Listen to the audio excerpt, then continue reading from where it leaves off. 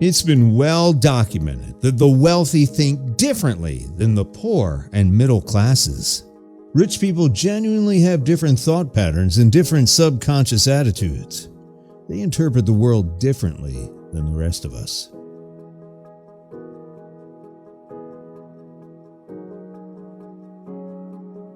It's well known that the brain is an electrochemical organ. Researchers have speculated that a fully functioning brain can generate as much as 10 watts of electrical power.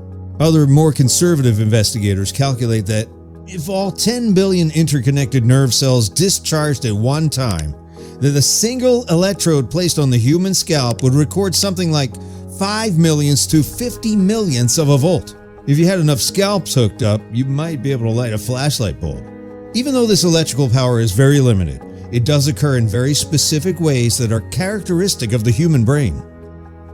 Electrical activity emanating from the brain is displayed in the form of brainwaves. There are 4 categories of these brainwaves, ranging from the most activity to the least activity. When the brain is aroused and actively engaged in mental activities, it generates beta waves. The frequency of beta waves ranges from 15 to 40 cycles per second. A person in active conversation would be in beta. The next brainwave category in order of frequency is alpha, where beta represented arousal, alpha represents non-arousal. Alpha brainwaves are slower and higher in amplitude. Their frequency ranges from 9 to 14 cycles per second. A person who takes time out to reflect or meditate is usually in an alpha state. The next state, theta brainwaves, are typically of even greater amplitude and slower frequency. This frequency range is normally between 5 and 8 cycles per second, which means 5 to 8 hertz. A person who has taken time off from a task and begins to daydream is often in a theta brainwave state. The final brainwave state is delta. Here, the brainwaves are of the greatest amplitude and slowest frequency. They typically center around a range of 1.5 to 4 cycles per second. They never go down to 0 because that would mean you were brain dead. But deep, dreamless sleep would take you down to the lowest frequency, typically 2 to 3 cycles per second. When we go to bed and read for a few minutes before attempting sleep, we're likely to be in low beta. When we put the book down, turn off the lights, and close our eyes, our brain waves will descend from beta to alpha to theta, and finally, when we fall asleep, to delta. Humans dream in 90-minute cycles. When the delta brainwave frequencies increase to the frequency of theta brainwaves, active dreaming takes place and often becomes more experiential to the person. Typically, when this occurs, there is rapid eye movement, which is characteristic of active dreaming. This is called REM and is a well-known phenomenon. When an individual awakes from a deep sleep in preparation for getting up, their brainwave frequencies will increase through the different specific stages of brainwave activity. That is, they will increase from delta to theta and then to alpha, and finally, when the alarm goes off, into beta.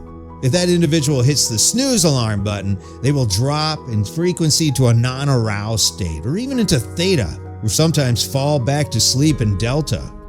During this awakening cycle, it is possible for individuals to stay in the theta state for an extended period of, say, 5 to 15 minutes, which would allow them to connect deeply with their subconscious. Your subconscious mind is the collective intelligence of all cells in your body. It regulates all of your autonomic body functions. It houses your emotions, imagination, memory, habits, intuition, and is your personal pathway to even more subtle levels of consciousness. The use of affirmations, mental imagery, and hypnotic suggestion is effective only when your brain is in theta rhythm.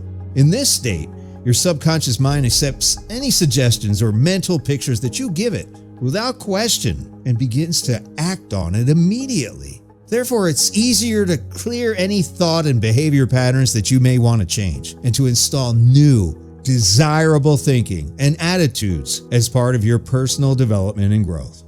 Listening to subliminal audio programs at this time, you'll begin overriding limiting programs with the new beliefs and behaviors you want to experience. Another powerful way of accessing this state is through biohacking. Our brain waves respond differently to various types of music, and we can induce certain feelings with the right beats. Binaural beats involve playing two tones at different frequencies to induce certain states of mind, so you can use binaural beats to trigger theta brainwaves.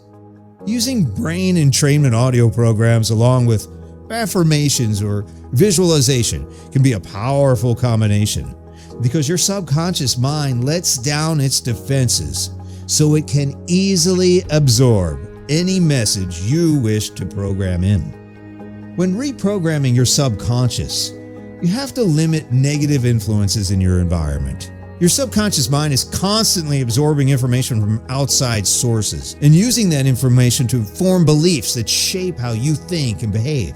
Negativity from the daily news, toxic people, and social media can have a profound effect on your subconscious mind without you even knowing it.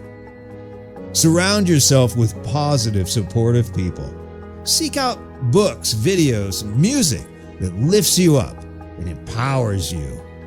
The miracle working powers of your subconscious mind existed before you and I were born.